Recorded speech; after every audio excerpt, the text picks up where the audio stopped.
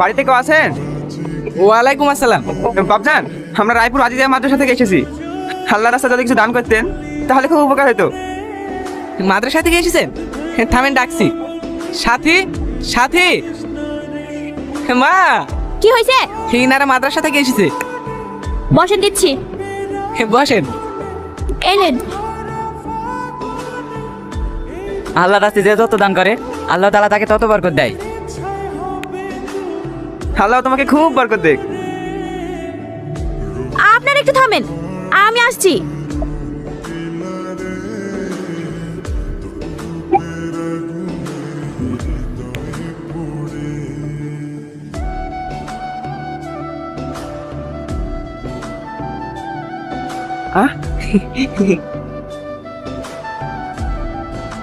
কি পাগলাম করছো?